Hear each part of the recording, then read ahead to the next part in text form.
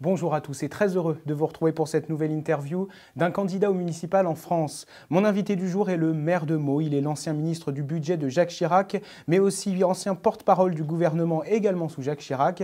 Il a aussi été président de l'UMP. Il se présente de nouveau devant les électeurs. C'est Jean-François Copé. Bonjour. Bonjour. Merci d'avoir accepté mon invitation. Alors avant de parler de vous et de votre programme, j'aurais aimé qu'on parle de l'actualité. Le monde politique a été secoué la semaine dernière par l'affaire Benjamin Griveaux. Qu'en avez-vous pensé et que pensez-vous de l'arrivée d'Agnès Buzyn dans cette campagne ? D'abord, en ce qui concerne Griveaux, je trouve que cet épisode est à tous égards lamentable et dramatique. Lamentable parce que le moins qu'on puisse dire, c'est que faire ce genre de vidéo expose quand même celui qui les fait à des risques considérables. Et je pense que ce n'était pas très responsable de sa part. Après, pour le reste, on voit derrière qu'il y a une manipulation assez sordide et tout ça a conduit à cette situation humaine qui est très triste. Et pour Agnès Buzyn ? Agnès Buzyn, elle arrive en catastrophe, un peu comme une punition. D'ailleurs, elle pleurait à chaudes larmes quand elle a quitté son ministère. C'est dire combien elle était enthousiaste pour venir à Paris. Bon, bah, ça se voit, quoi. Donc, c'est un peu une punition, quoi. Et je pense que c'est pas ça qu'on veut à Paris. J'imagine que pour les Parisiens, c'est pas très réjouissant. Justement, vous parlez de Paris, vous êtes aussi avocat dans le 16e arrondissement. Qu'est-ce que vous pensez de la ville en général et de la manière dont elle est gérée ? Oh ben moi, j'ai surtout un regard en tant que maire d'une grande ville de banlieue, de la Grande Couronne, hein, Meaux. Et le moins qu'on puisse dire, c'est que tout a été organisé par Madame Hidalgo, maire de Paris, pourtant socialiste, hein, pour empêcher les millions de ce qu'on appelle les banlieusards, entre guillemets, c'est-à-dire des hommes et des femmes qui ont souvent des revenus très modestes et qui apportent leur force de travail depuis des générations à Paris quand même, hein, et donc qui aujourd'hui ne peuvent plus accéder à Paris parce que les moyens de transport sont catastrophiques. D'abord, elle a tout fermé, donc on a l'impression d'une ville complètement recroquevillée sur intramuros, et puis deuxièmement, c'est une ville qui, en réalité, se dégrade de manière terrible. Enfin, quand je compare les résultats de délinquance à Paris dans certains arrondissements par rapport à une ville comme Meaux, qui pourtant avait des situations beaucoup plus difficiles, je me dis que rien n'a été fait et que c'est plus tenable. Face à Anne Hidalgo et Agnès Buzyn, il y aura Rachida Dati. Oui. Dans un dernier sondage, elle est donnée en tête devant Anne Hidalgo. Elle peut gagner ? D'abord, je pense que ce sondage est un coup de tonnerre dans un ciel serein. Parce qu'elle a toujours été donnée derrière Anne Hidalgo. Le ciel serein, c'est que depuis le début, Mme Hidalgo pense qu'il n'y a aucun problème, qu'elle gagnera sans problème. Et en réalité, moi, depuis le début, je pense qu'elle va être battue. Parce qu'il n'y a pas de miracle. Les municipales, on ne ment pas aux électeurs. Au niveau national, il peut y avoir des ambiguïtés. Au niveau local, il ne peut pas y en avoir. Et lorsqu'un maire ne fait pas son travail, il est désavoué. Et je peux vous dire que dans ce domaine-là, ce n'est pas les étiquettes politiques qui comptent, c'est les bilans. Et puis les perspectives, et puis l'incarnation, et puis la capacité d'apporter une vraie dimension humaine. Et je pense que de ce point de vue, il y a un énorme échec qui est celui de Mme Hidalgo, et je mets ça indépendamment de son étiquette politique. Elle laisse une ville insécurisée, elle laisse une ville sale, elle laisse une ville qui n'est pas tenue, et dans laquelle il est de plus en plus difficile de bien vivre. Donc je pense que Rachida Dati, qui incarne exactement l'inverse, c'est-à-dire finalement une politique de proximité, de sécurité, a une vraie chance. Et là où personne ne la voit gagner, moi je me dis qu'elle a une vraie chance. On verra si vous avez raison. Exactement. En 2017, vous avez choisi de privilégier la mairie de Meaux à celui de votre poste de député. Vous ne regrettez pas ce choix ? Vous vous dites avec du recul que vous avez bien fait ? Pas du tout. J'aurais été très malheureux à l'Assemblée, surtout que l'Assemblée aujourd'hui c'est plus grand-chose. Je suis bien heureux de pouvoir continuer d'exercer mon mandat de maire sur un territoire où je pense pouvoir apporter vraiment beaucoup de choses à mes administrés, qui sont bien contents, je pense, d'avoir un maire qui leur consacre l'énergie que je peux pour trouver des solutions à ceux qu'ils souhaitent, et puis en même temps pour continuer de développer la ville, qui est une ville qui est le reflet de la société française quand même, avec ses quartiers difficiles. Justement, cette ville, ça fait 21 ans que vous êtes maire de Meaux. Qu'est-ce que vous avez changé en 21 ans ?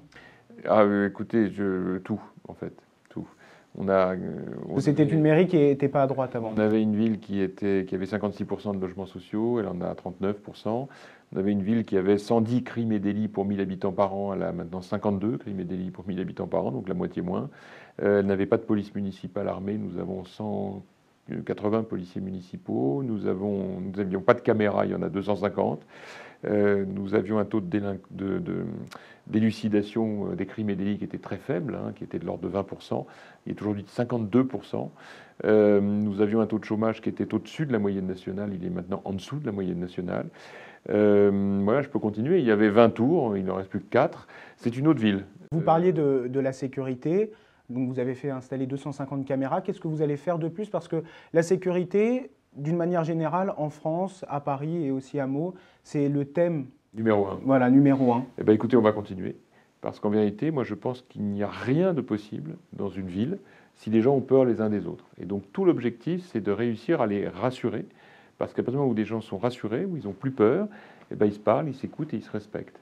Et d'ailleurs, on a donné une devise à notre ville, c'est la ville du respect. Parce qu'on pense que c'est important de garder cette idée que le fait d'avoir 27 nationalités différentes, un mot, et toutes les communautés religieuses, eh ben, n'empêche pas pour autant qu'on essaie de se respecter. Alors je ne vous dis pas que c'est parfait, hein, mais au moins il y a ce message, et puis on essaie de tout faire pour, en essayant de donner la meilleure qualité de vie. J'étais très heureux, parce que vous savez, les classements, pour ça, c'est quand même très utile. J'étais très heureux de voir que la ville de Meaux était classée 6e des villes de France, à côté de Nantes, de Bordeaux, de Toulouse, qui sont d'énormes agglomérations en termes de qualité de vie. Et que nous sommes classés 10e sur 135 sur le niveau faible des impôts locaux. Alors écoutez, tout ça est assez encourageant.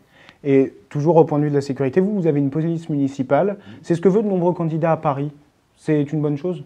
Enfin, vous, ça a changé beaucoup de choses dans ça a tout changé, mais à condition que ce soit une police municipale armée. À ma connaissance, seule Rachida Dati le préconise. Et Anne Hidalgo, avant, ne voulait pas de police municipale, maintenant elle en veut une. Oui, mais elle veut une police municipale qui n'est pas armée, donc autant dire des animateurs sociaux.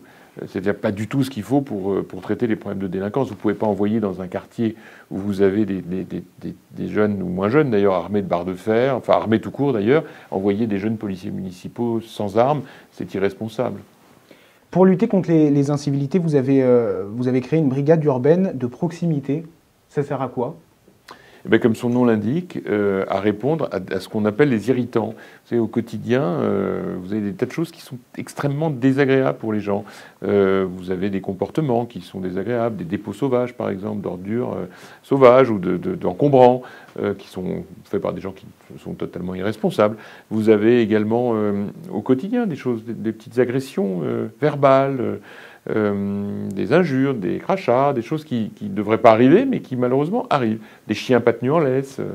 Et donc l'objectif de cette brigade que nous avons créée, c'est d'être... Ils sont 4. Ils sont 4, absolument. Ils tournent dans la ville de manière organisée, ils ne sont pas armés, mais ils viennent signaler les problèmes et le cas échéant verbaliser. Ils ont ce pouvoir que je leur ai donné en tant qu'officier de police judiciaire. Quand on est maire, on a un certain nombre de pouvoirs de police. Et donc voilà, j'ai veillé à ce que ainsi nous puissions apporter une réponse au quotidien. Il y a d'un côté les réponses très très lourdes, ça c'est la police nationale, judiciaire, des enquêtes importantes. Il y a la police municipale qui est en complémentarité, qui fait une présence forte, qui est armée, qui intervient aux côtés de la police nationale dans de nombreux sujets. Et puis vous avez cette brigade qui répond aux incivilités du quotidien. Et le nombre va augmenter de personnes travaillant pour cette brigade? Non, pas nécessairement. Ils répondent bien aux demandes. Il y a eu près d'1 millier de demandes traitées l'année dernière. L'autre thème qui est très important dans cette campagne, c'est l'écologie. Oui. Qu'est-ce que vous souhaitez faire, vous, à Meaux? Mais nous, on est déjà très engagés sur l'écologie. Vous savez, il y a longtemps que l'écologie n'est plus un thème réservé simplement au parti des Verts. Hein. Maintenant, ça a transcendé toutes les familles politiques. Je demandais d'ailleurs à Philippe Goujon, que j'ai interviewé récemment, si ce n'était pas un effet de mode. Ah non, ça je crois pas. Ça je crois que c'est une tendance lourde et heureusement d'ailleurs, parce qu'il faut vraiment bien lire ce qu'on lit sur l'évolution de la planète. Simplement, je pense qu'il ne faut pas culpabiliser les gens. Vous savez, les petits Européens ou les petits Français ne peuvent pas être responsables du refus de M. Trump aux États-Unis et de M. Xi Jinping en Chine de prendre à bras-le-corps le sujet. Donc nous, en Europe et en France, il faut qu'on apporte notre contribution, mais sans se sentir coupable de tout. Ce serait ridicule. Donc moi, je suis contre l'écologie punitive, contre l'augmentation des taxes. Mais en revanche, oui, une transformation. Par exemple, nous avons maintenant 45 km de pistes cyclables à Meaux. Nous avons le parc photovoltaïque le plus important d'Île-de-France. Nous produisons la production électrique par photovoltaïque de 8000 habitants, c'est énorme, hein, c'est à peu près 12% de la population. Nous avons de la même manière développé la géothermie, hein, donc le chauffage par l'eau chaude. Nous avons fait un gros travail sur l'agriculture de proximité avec un parc, avec une équipe qui fait des jardins d'insertion biologiques. Et donc tout ça, vous allez continuer dans Et donc on va naturellement continuer de le développer. Puis on est très fleuri, on a 4 fleurs, hein, c'est le grade le plus élevé pour les fleurs. Vous êtes aussi en train de développer un pôle économique entre votre ville, Meaux, et Roissy. Absolument. C'est-à-dire que ça va créer de nombreux emplois? Absolument. L'idée, là encore, c'est de faire un territoire qui fera 500 000 habitants, qui regroupera 100 communes, de Meaux à Roissy, pour profiter pleinement du développement du terminal 4 qui va se construire, et puis du développement de l'industrie aéronautique, aéroportuaire, et ainsi de réduire le temps de transport pour mes administrés, les Meldois, qui aujourd'hui, pour beaucoup d'entre eux, sont obligés d'aller jusqu'à Paris, voire au-delà. Et avec les transports en commun, c'est un peu compliqué aussi, exactement. Donc ça va les aider. La gauche, à Meaux, a voulu faire une union entre les partis existants. Ça a échoué. Est-ce que c'est positif pour vous? Ah, je ne sais pas. Je suis incapable de répondre à cette question. On verra ce que décideront les... Ça ne va pas vous aider plus à avoir peut-être plus de voix ou... Écoutez, je ne sais pas. Vous savez, moi, je suis très engagé pour ma ville depuis des années. Les administrés le savent. Je suis très attentif à chaque fois, à la fois à leurs préoccupations personnelles, quand je peux être utile, sur des problèmes d'emploi, sur des problèmes de violence aussi, où on intervient beaucoup. Et puis en même temps sur les grands projets. Hein. J'ai fait construire un musée de la Grande Guerre qui est le plus important d'Europe et qui fait rayonner naturellement le pays de Meaux. Nous avons des équipements sportifs, culturels, enfin de qualité, de grande qualité. Donc on essaie de trouver cet équilibre et donc il n'y a pas de politique là-dedans. Et d'ailleurs, nous, on a repris le slogan pour la campagne de Jacques Chirac, Meaux pour tous, comme la France pour tous, parce que l'idée c'est que chacun trouve sa place à Meaux et il soit heureux, quelles que soient ses sensibilités politiques, philosophiques, religieuses, à condition de respecter, bien sûr, son voisin. Voilà. Un mot de votre parti, les Républicains, on a commencé à en parler tout à l'heure. Le parti allait très mal après la défaite de François Fillon au premier tour de l'élection présidentielle, et notamment aussi après les élections européennes. Comment va-t-il aujourd'hui? Et est-ce que vous espérez ou est-ce que vous pensez qu'il peut gagner de grandes villes et de nombreuses villes? Écoutez, en fait, on a gagné déjà ces villes. Parce qu'en 2014, quand j'étais à la tête du parti, on a fait une vague bleue absolument extraordinaire, puisque nous avons gagné 69% des villes de plus de 9000 habitants. Donc ce qu'il faut maintenant, c'est se maintenir. Et puis peut-être réaliser quelques exploits, je pense à Paris ou à Lyon. À Paris, bien sûr, avec Rachida Dati, et puis à Lyon, peut-être avec Étienne Blanc, qui fait une très belle campagne.